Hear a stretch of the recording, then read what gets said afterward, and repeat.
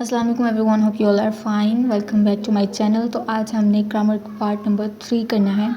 Grammar के part number 1 और 2 जो है आपको डिस्क्रिप्शन में मिल जाएंगे। तो आज जो हमने फ़र्स्ट ऑफ ऑल एवरीवन आपने सुना होगा भचिम। भचिम आपने सुना होगा जब भी कोई सेंटेंस बनाया जाता है तो उसमें एक वर्ड जो बोला जाता है वो भचिम होता है। अगर आपको उसके बारे में नहीं पता है तो आज उसके बारे में भी आपको बताऊँगी। और उसके अलावा ईएओ और येयो और येयो के बारे में भी आपने सुना होगा। फॉर एग्जांपल अगर आप कोई भी कोरियन जो होते हैं वो अपना नाम जब बोलते हैं कि for example this is Sana, so छोनन Sana येयो, छोन Sana येयो।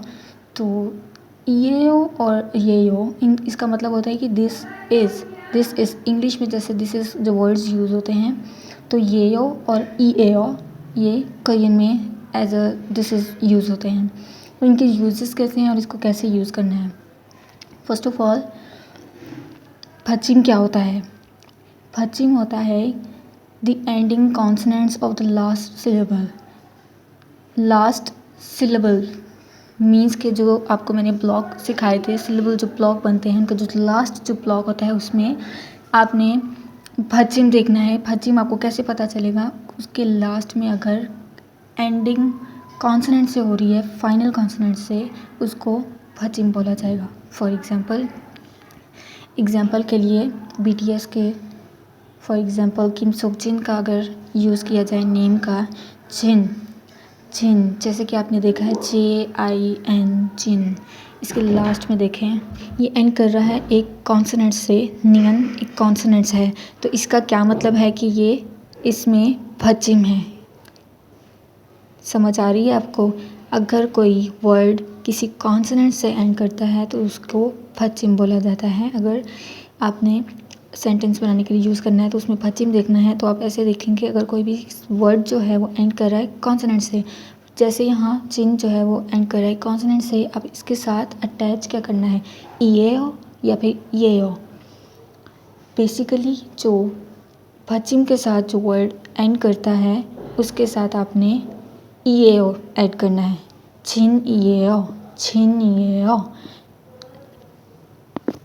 Example number 2 Suga.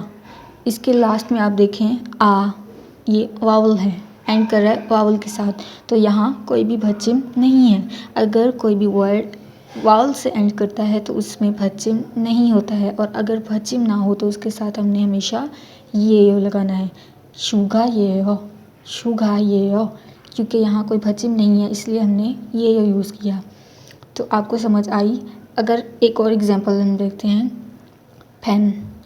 Pen Korean में पेन के लास्ट में देखें नियन, अगेन कॉन्सोनेंट्स, फाइनल कॉन्सोनेंट से एंड हो रहा है मीन्स के भचिम जब होगा हमने क्या ऐड करना है, ईएओ।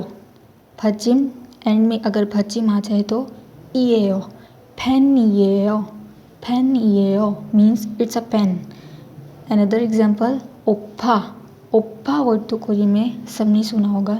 ओप्पा के लास्ट में इट एंड विद वावल, अगर वावल से एंड हो रहा है तो येओ, ओप्पा येओ मीन्स इट्स ओप्पा येओ। अनदर एग्जाम्पल सारंग मीन लव। सारंग के लास्ट में इयंग आ रहा है जो कि बेसिकली कॉन्सोनेंट से है तो यहाँ भचिम है। अगर भचिम है तो हमने ईएओ, सारंगिएओ। कोरियन ग्रामर का बहुत ज़्यादा इम्पॉर्टेंट पार्ट है। 90% ग्रामर के जो रूल होते हैं वो भचिम पे डिपेंड करते हैं। तो ये बहुत ज़्यादा इम्पॉर्टेंट है, आपको अच्छी तरह से समझना चाहिए। अगर किसी वर्ड के लास्ट में भचिम आ रहा है तो उसमें आपने ईएओ ऐड करना है। अगर किसी वर्ड के लास्ट में भचिम नहीं आ रहा है तो येयो। अब अगर आपने एज इंट्रोडक्शन आपने करवाना है, जैसे कि this is hello, this is Sana. अगर मैं बोलना चाहूँ हेलो दिस इज़ सना, यहाँ आप अपना नाम अटैच करें।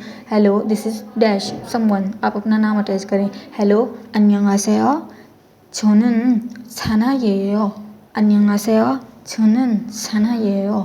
यहाँ पे सना, इसके जो लास्ट में आ रहा है वो है वाव, इट एंड्स विद वाओ। तो यहाँ फचिम नहीं है, अगर फचिम नहीं है तो हमने ये यो लगाना है। अगर लास्ट में फचिम होता तो हमने ई ए ओ लगाना था।